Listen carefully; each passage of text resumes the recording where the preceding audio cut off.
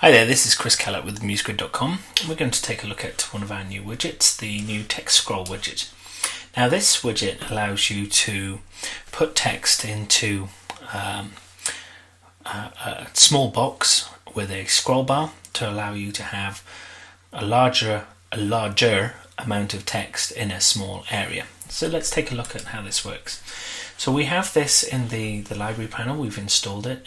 It's delivered as a .muse lib file, so you just double click and it will install itself into your Muse library. Make sure that this is Muse 7 though, as that's the only version that has the library. So we have it installed here, text scroll box from musegrid.com. We just click on the graphic here and drag it onto the page. Now once it drags onto the page, you'll see a text box opens up, and there is just to be transparent about the widget, the current text area in the MuseLib library seems to only be 1024 characters.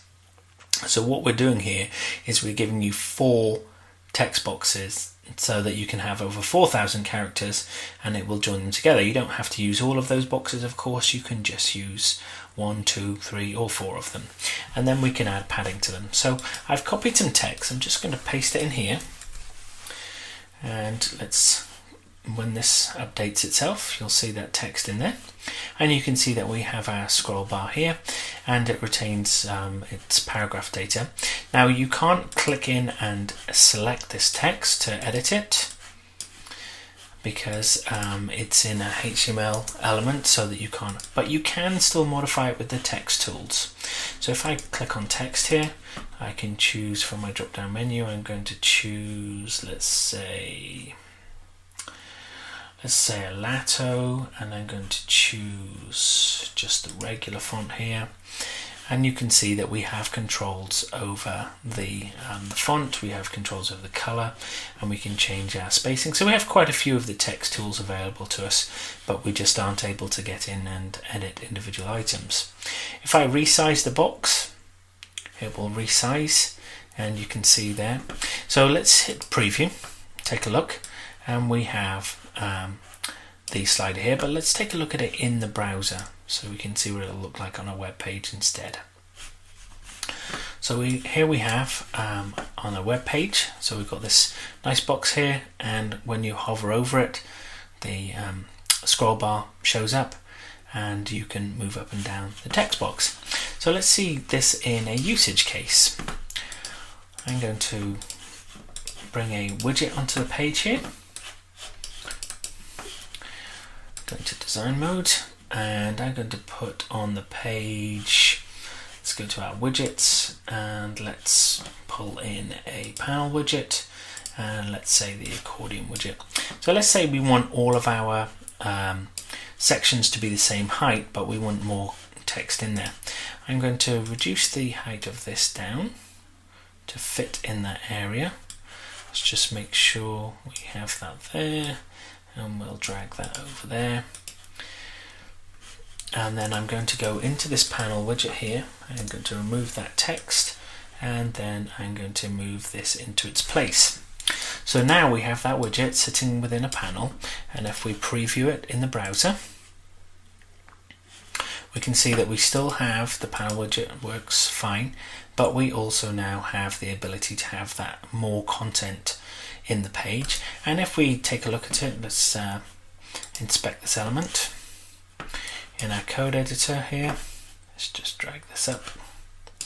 We can see that this is in a div, and that all the text is still available to search engines, so that doesn't affect the search engines at all, and it allows us to have a widget with additional text but yet still be the same size. Especially if you're cramped for space in your design, then you've still got the same size there.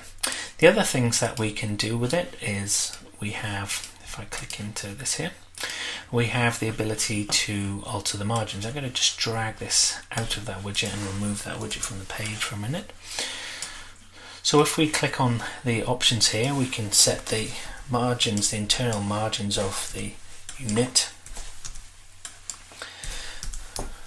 So I've set those all to 10 now, so that'll update. And if we went to our fill here, I'm going to choose a fill colour, so this pinky kind of colour, and then I'm going to change my text to, let's say, white, and I'm going to put some curves, some radius on the corners. Let's take a look at this, what this looks like in the browser now. So preview in the browser, and we can see our text box here, and that's great. We have our spacing, we have our background color. Now a little trick, if you want to have more space at the bottom here, I'm going to select this now. I'm going to set our side margins to padding left and right. I'm going to set to 20. And I don't want the text to sit right at the bottom, so what I'm going to do here is I'm going to go to my stroke. I'm going to switch my stroke to all connected here, and I'm going to set that to 10 pixels. I'm going to set everything else to 0. And then the color I'm going to choose this color. I could actually change that stroke. Let's change that to 20 actually. Okay, so we can see as we've updated each version of this, it's gradually gained in size. So you have to reorganize that, and you have to take into account that it's going to bounce an extra 20. It's going to bounce their borders out each time you remove it. So take a little bit of adjusting. But what we've got now, you see, is we've got, let's actually make this smaller so that we can see it. So let me redo that. It's going to bounce slightly bigger than that size. There we go. If we preview that in the browser now, so what we have now is we have the text covered up at the bottom, and we see it's not touching the bottom. So that's just a little trick to kind of get around those issues. But it's a very useful little widget to have in your tools here, and we hope you enjoy using it. I'm using it with other widgets. Hope it solves problems for you, and thanks for watching.